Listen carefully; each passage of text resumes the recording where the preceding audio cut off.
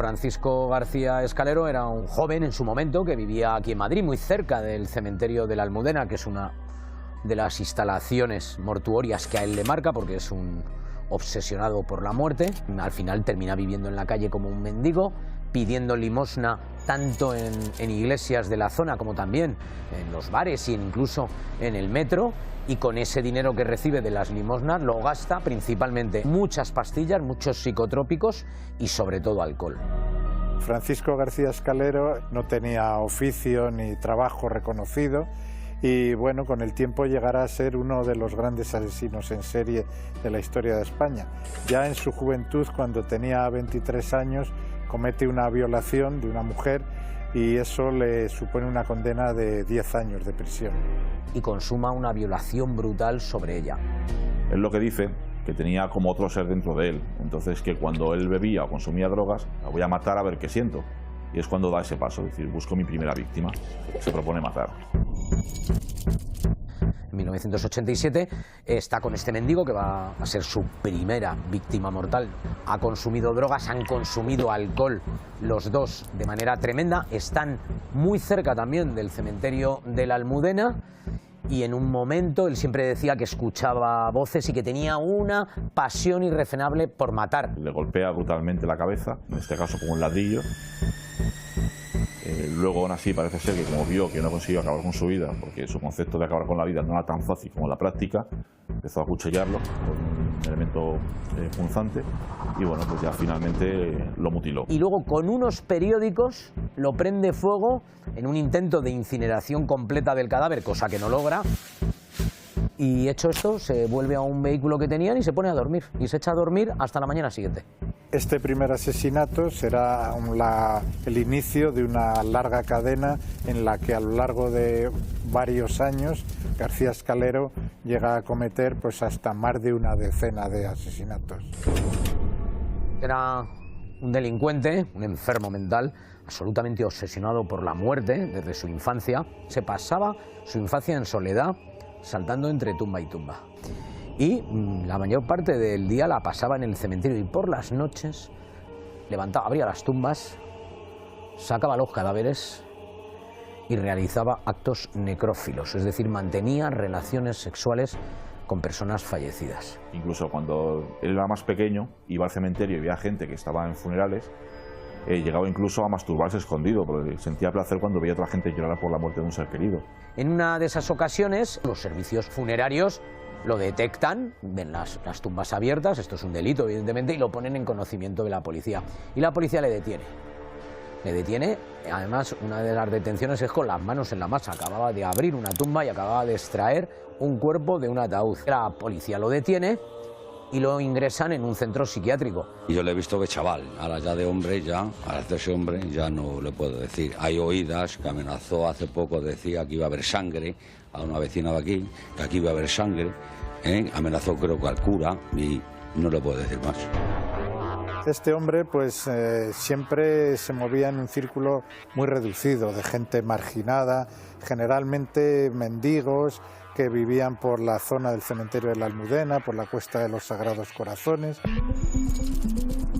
El 11 de noviembre de 1987, Escalero está con una mujer, también es otra mendiga, están por la zona del Puente de Ventas, la plaza de Manuel Becerra. Es una chica más joven que él, heroinómana. Surge otra vez esas voces que él siempre ha relatado a los forenses, esa pasión irrefrenable por matar. El crimen fue tan brutal que las lesiones que provocó a esta mujer pues son de este nivel. Por ejemplo, 3 puñaladas en la región dorsal, una puñalada profundísima en la escápula izquierda y luego 2 puñaladas más en la región del deltoides izquierdo. Lesiones que iban a causar la muerte, si no instantánea, muy repelente por la hemorragia que iban a provocar, pero no contento con esto, es que la decapitó. Pero lo llamativo es que mantuvo relaciones sexuales con ella una vez muerta. Y además deja, que tampoco los investigadores se dan cuenta, una marca criminalística muy importante, que nos encontramos ante un agresor sexual. Y la cabeza la tira luego en un pozo de los alrededores.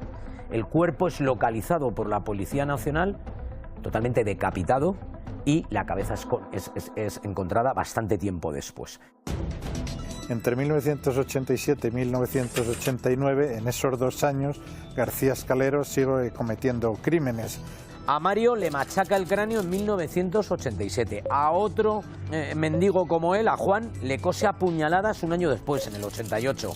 A Ángel, que era amigo suyo, le golpea en la cabeza, le corta las yemas de los dedos y a Julio le decapita en mayo de 1989. Y después le arranca el pene y se lo introduce en la boca. Y así se encuentra la cabeza la Policía Nacional. La cabeza y a otro le saqué el corazón. ¿Le sacaste el corazón? Sí. Mordí un trozo. ¿Eh? Mordí un trozo.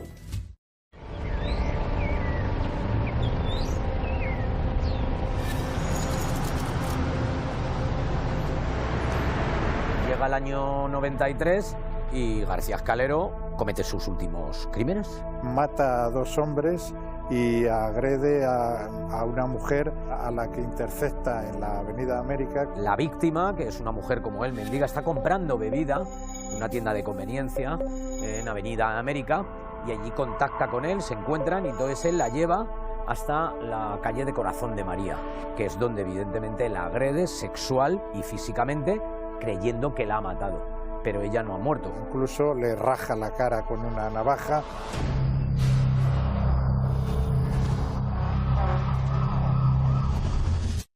Algunos escaparon, se huyeron y no pudo hacerlo. Recuerdo que se escapó una mujer ahí en la Avenida América. Se llama Ernesta. Pasa más de 80 días en el hospital, las lesiones que tenía eran gravísimas y cuando sale del hospital o estando en el hospital y puede hablar, denuncia a la policía lo que le ha ocurrido. Y eso es lo que ya definitivamente pone a la policía en la pista de García Escalero. Los asesinatos que comete en el año 1993, uno de ellos es de un hombre con el que estaba también seguramente pues bebiendo y cuando Escalero parece que siente el deseo irrefrenable de matarle, le agrede, le da un golpe posiblemente con un objeto contundente.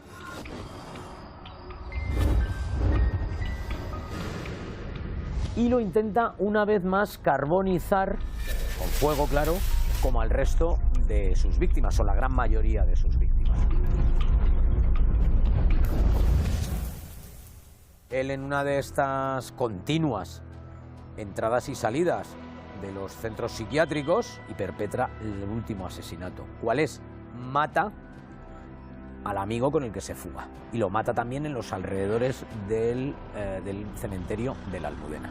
Le machaca la cabeza, él después de matarlo vuelve al Alonso Vega y confiesa ante el equipo médico y de enfermeras lo que ha hecho.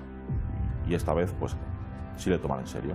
Por los motivos que sean, pues le tomaron en serio, avisaron a la policía y finalmente pues ya se le atribuyó la autoría de ese crimen y es cuando, digamos, empieza y se cierra el caso al mismo tiempo, porque había muchos crímenes anteriores que habían sido ignorados, pero a raíz de este último es cuando, digamos, empieza ese granito de arena para formar toda la investigación y estructurar todo lo que es el caso que se concede hoy como el Matamendigos. Con todo lo ocurrido en las últimas horas ha pasado a segundo plano una de las crónicas más negras de la reciente historia de España. La detención de un vagabundo de 29 años de edad que asesinó a 11 personas, también indigentes en su mayoría. Hasta el momento la policía solo ha encontrado los restos de 8 víctimas de uno de los criminales más sangrientos de nuestra historia.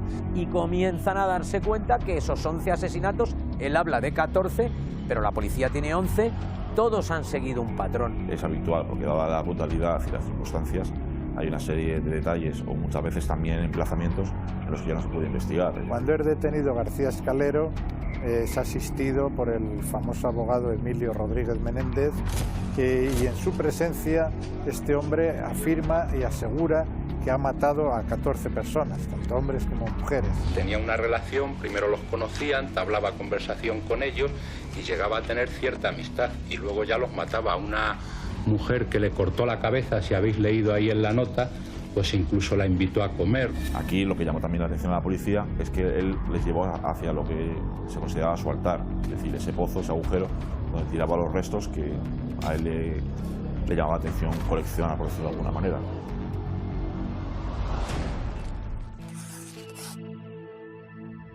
Iba contando a los policías punto por punto y dato por dato quién está en ese pozo, qué restos humanos pertenecen a cada una de las víctimas que la policía ha encontrado solamente otra parte del cuerpo. Ahí estaban todas las pruebas concluyentes de que habíamos descubierto por fin al asesino en serie más importante que ha tenido España en la mitad del siglo pasado. Pero ellos descubrieron que eran nada más que 10. Una de las víctimas no murió. A lo mejor sí puede haber sido 14. Es que yo no estoy seguro tampoco.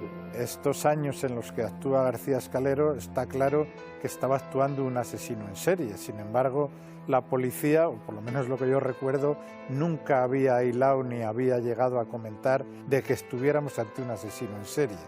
¿Qué puede explicar esto? Pues un poco el hecho de que eran personas marginadas, sin hogar, mendigos, por lo cual no había denuncias y su vida era difícil de rastrear.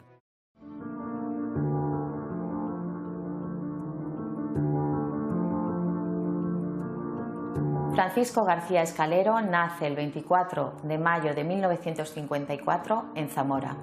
Sus padres vienen a Madrid para buscar un futuro mejor y se instalan cerca del cementerio de la Almudena.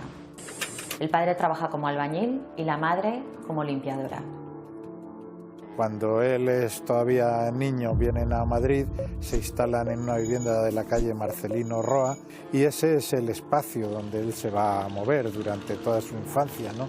Entonces el cementerio era casi su patio de recreo, donde él pasaba mucho tiempo y le era muy familiar. Eso explica que con el tiempo, pues debido a su enfermedad, a los graves trastornos psiquiátricos que padece, era uno de sus lugares favoritos.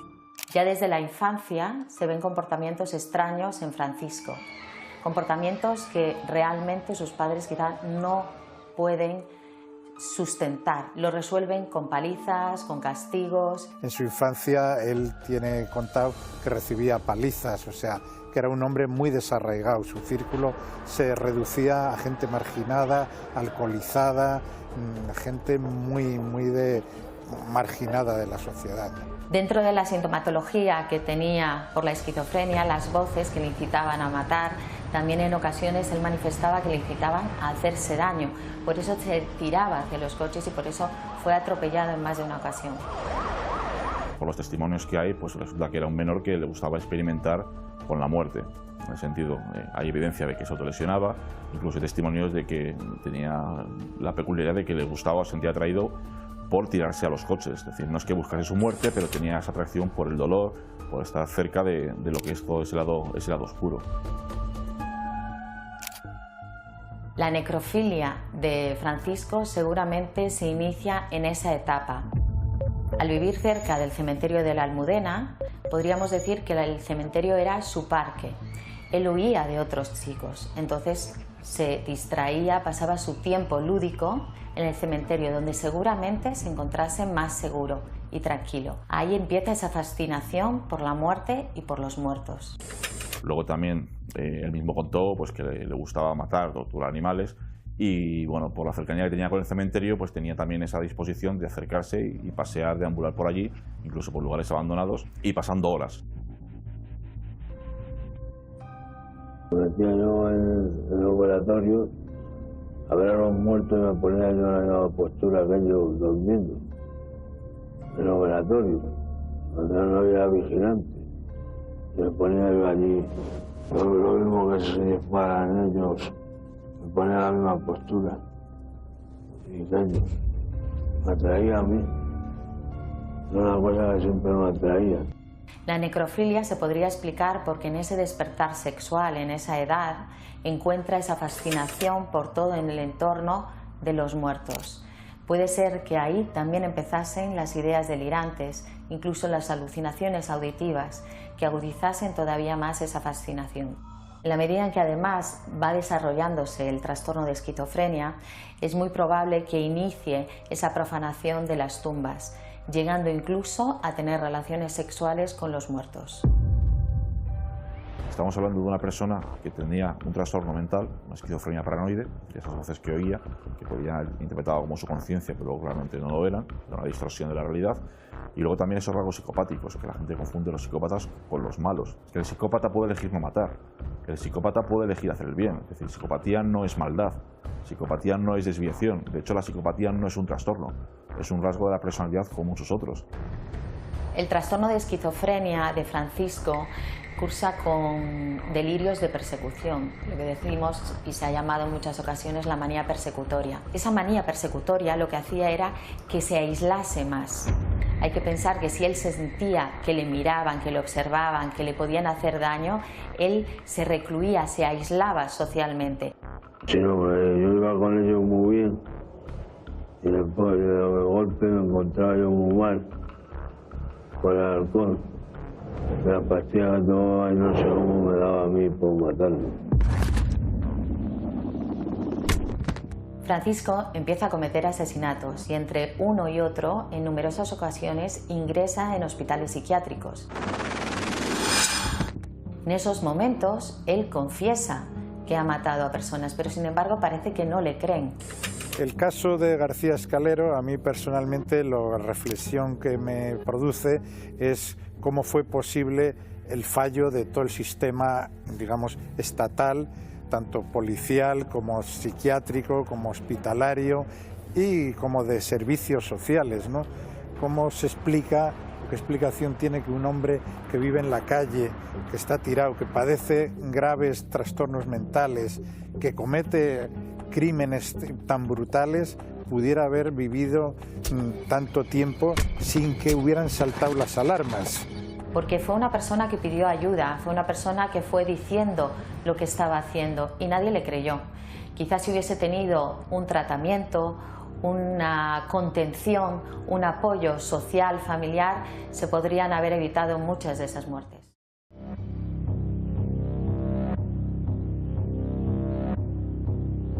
Yo creo que García Escalero al final quería contarlo, quería terminar. Esos impulsos irrefrenables, esas voces quería que desaparecieran. Y la única manera era confesando. Lo hizo, esos testimonios facilitaron mucho la labor al grupo de homicidios de la policía, a los investigadores, y llegamos al 28 de abril de 1995 en la Audiencia Provincial de Madrid.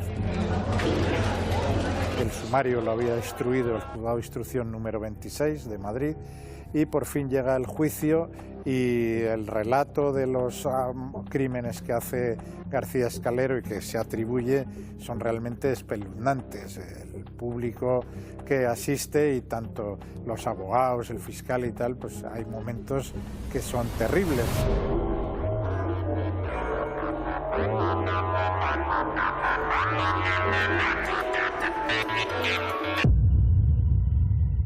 Él describe con mucha precisión, pese a su mente enferma, cómo acaba con la vida de esas personas y da detalles realmente escabrosos. Esto pasó en 11 ocasiones, aunque según él, según García Escalero, 14.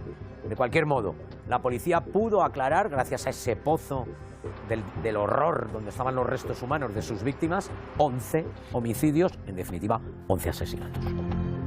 ¿Cómo me voy a sentir? Pues mal, a ver, vaya, pero mira que 11, madre, pues eso no puede ser, que haya matado a la tanta.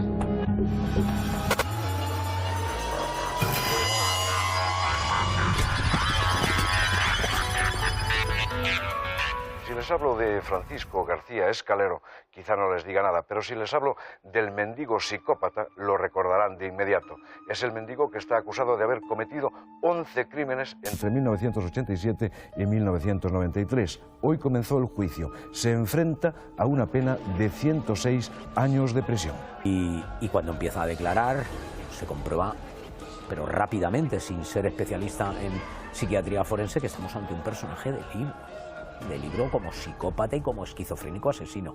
Ninguna empatía, nunca levanta la voz, describe los crímenes con todo lujo de detalles. Era imposible no estar como público y no moverte de tu silla ante las cosas que decía y cómo lo detallaba. Realmente su testimonio es patético y da muestra de la brutalidad y el ensañamiento que empleaba este hombre contra sus víctimas. No recuerda, es un señor que al parecer presuntamente usted también le arrancó el pene y se lo puso en la boca, no recuerda nada de esto. Entre los testigos que declaran en el juicio está Ernesta, que es la mujer que había sido violada y agredida de forma brutal por Escalero.